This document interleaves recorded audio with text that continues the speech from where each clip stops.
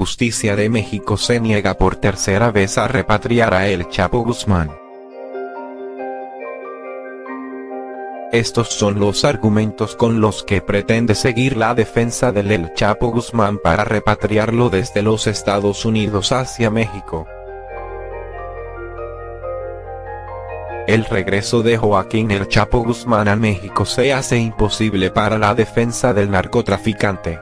El último martes 12 de marzo la Corte Suprema del país azteca le denegó al excapo de la droga un recurso de amparo con el que buscaba obligar al gobierno federal a solicitar su repatriación desde los Estados Unidos. En su resolución la Corte Suprema de Justicia de México consideró el recurso de la defensa de El Chapo Guzmán como notoriamente improcedente. Esto se debe a que en su pedido la defensa del narcotraficante argumentaba que este fue extraditado a Estados Unidos en 2017 sin que dicho país hubiera reclamado su entrega.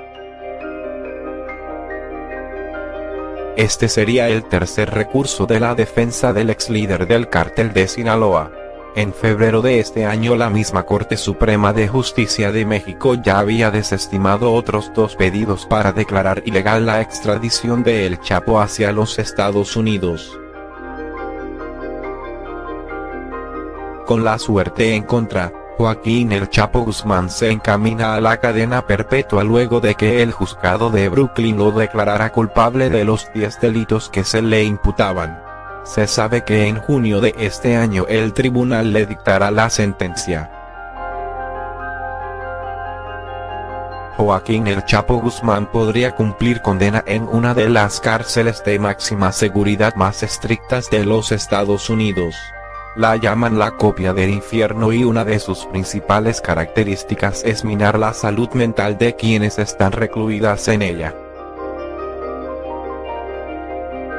La defensa del narcotraficante no quiso apelar cuando el juzgado de Brooklyn que llevó su caso lo declaró culpable.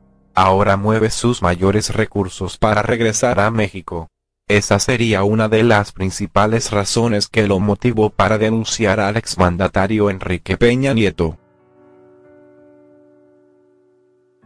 Defensa de El Chapo interpone denuncia contra Peña y estos funcionarios de su administración.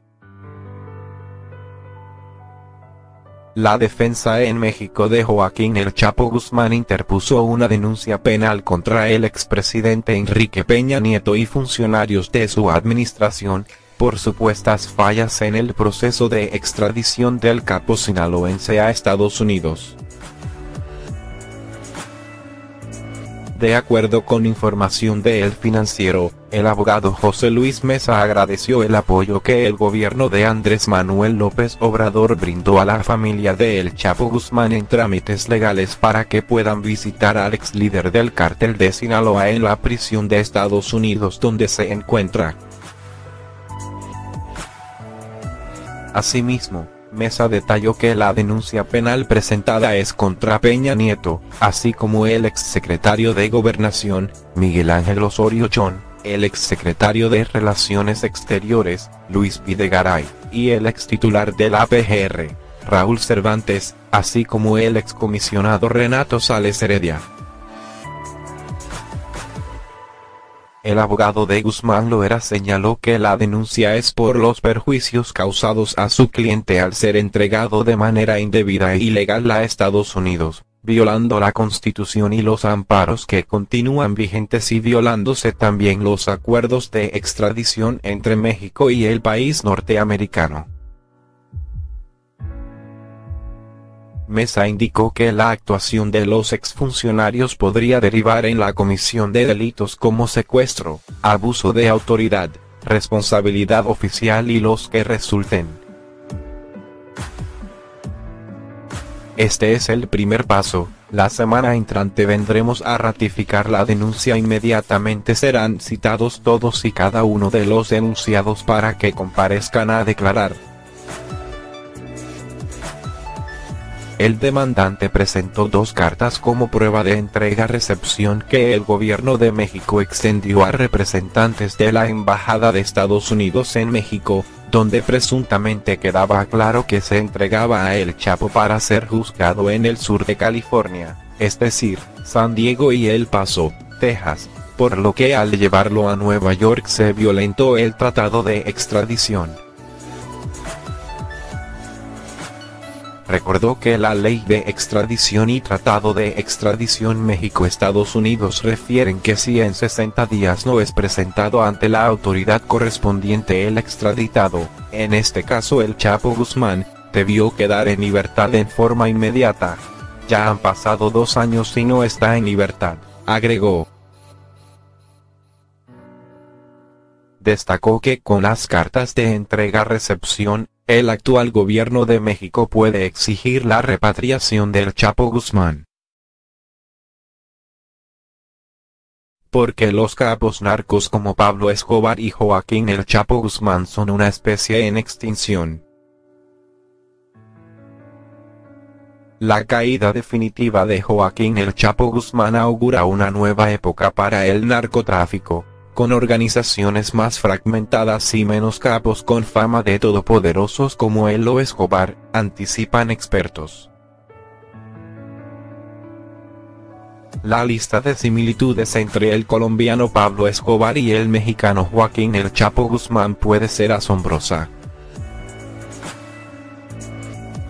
Ambos son 2 grandes íconos del narco en América Latina, que a fuerza de balas, dinero y astucia ganaron fama de líderes todopoderosos de enormes organizaciones delictivas. Escobar y El Chapo fueron los criminales más buscados en su momento, a fines del siglo XX y comienzos del XXI respectivamente, en carreras delictivas que desafiaron a sus países y a Estados Unidos. Ambos escaparon de prisiones, aparecieron en la lista de los más ricos de la revista Forbes y libraron guerras despiadadas con carteles enemigos.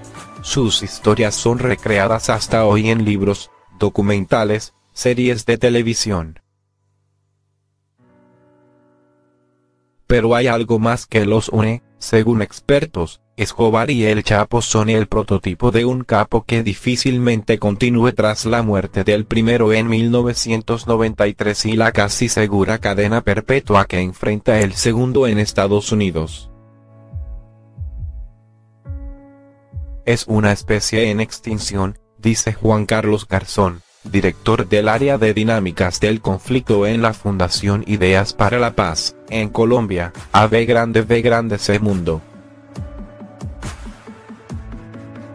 Bajo perfil. La explicación del esperado declive de la figura del narco todopoderoso pasa por diversos factores, desde cálculos estratégicos hasta cambios en el mercado. En primer lugar, es difícil imaginar nuevos capos que busquen la atención pública como lo hicieron Escobar y El Chapo.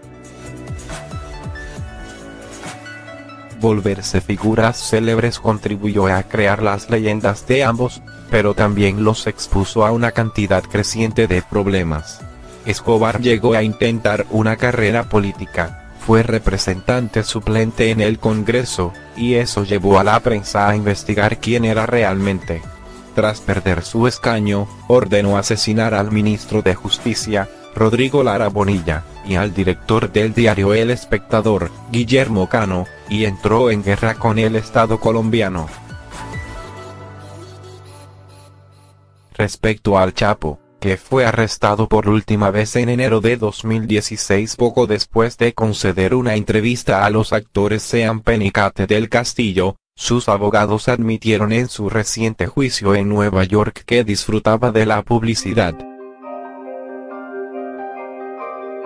El mundo se está enfocando en esta mítica criatura de El Chapo, el mundo no se está enfocando en Ismael Mayo Zambada, argumentó el abogado defensor Jeffrey Lichtman durante el juicio. Zambada fue acusado por el gobierno de Estados Unidos de liderar el cartel de Sinaloa junto a Guzmán, pero mantuvo un perfil más bajo y nunca ha sido arrestado. Esas estructuras criminales cada vez optan más por un bajo perfil, dado que lo que buscan es poder seguir adelante con su negocio ilegal y en cierta medida la visibilidad les juega en contra, señala Garzón, que también es investigador del Centro Woodrow Wilson en Washington. En mutación. Los especialistas también observan que los grupos de narcotráfico en América Latina parecen alejarse de la idea de un cartel centralizado y vertical, con un gran líder a la cabeza. Y señalan que la tendencia es hacia la fragmentación, en parte como respuesta a las presiones de gobiernos que tienen cada vez más información y recursos tecnológicos para perseguirlos. Una de las pruebas cruciales en el juicio contra Guzmán, que fue declarado culpable de todos los cargos que enfrentaba el mes pasado, fueron las llamadas y mensajes que el Buró Federal de Investigaciones, FBI por sus siglas en inglés, de Estados Unidos interceptó al capo manejando su organización día a día. El gran dilema para cualquier organización criminal, sea de narcotraficantes o cualquier otra, es que si tienen centralización logran un mayor control, pero eso los hace mucho más vulnerables a las acciones del Estado, explica Angélica Durán Martínez, experta en temas de violencia, criminalidad y mercados ilícitos en la Universidad de Massachusetts Lowell. Pero con una mayor dispersión de sus estructuras, los líderes narcos pierden capacidad de controlar el negocio desde el origen de la droga hasta la venta final, como hacían Escobar en el cartel de Medellín o el Chapo en el de Sinaloa. Puede que se vuelvan más regionales, que sea menos el tipo de capo internacional que se convierte en la imagen de nuevas series de televisión, pero esto no quiere decir que tampoco haya líderes fuertes a nivel local, dice Durán Martínez en diálogo con V Grande C Mundo. Por otro lado, el avance de las drogas sintéticas altera la estructura del mercado ilícito, escribió Steven Dudley, codirector del Grupo de Investigación de Crimen Organizado Inside Crime, en la publicación Foreign Affairs el mes pasado. Los carteles mexicanos fueron construidos para el tráfico de drogas como la cocaína y la heroína. Estas drogas, cuya producción requiere mano de obra intensiva y son más rentables cuando se trafican a gran escala, tienden a favorecer el surgimiento de grandes grupos delictivos centralizados que pueden coordinar vastas redes transnacionales de producción y distribución, sostuvo Dudley. Los sintéticos, por el contrario, pueden producirse a bajo costo a partir de precursores químicos y son lo suficientemente potentes para ser rentables incluso cuando se producen a pequeña escala, añadió en un artículo titulado El fin de los grandes carteles. Un ejemplo que citó es el potente opioide sintético fentanilo que se produce en China y es enviado por correo a Estados Unidos, donde pequeños comerciantes lo venden al por menor. Todo esto puede ayudar a entender por qué, tras la extradición del Chapo a Estados Unidos, se registraron cifras récord de muertes por sobredosis en Estados Unidos y de asesinatos en México. La competencia entre narcos va a aumentar, asegura Malcolm Bate, autor de los libros El último narco, sobre Guzmán y Hasta el último día, sobre la guerra contra el narco en México. Vamos a ver en los años que vienen más grupos que nunca, dice Bate a V Grande ese mundo, menos capos y más grupos que se consolidan por la droga.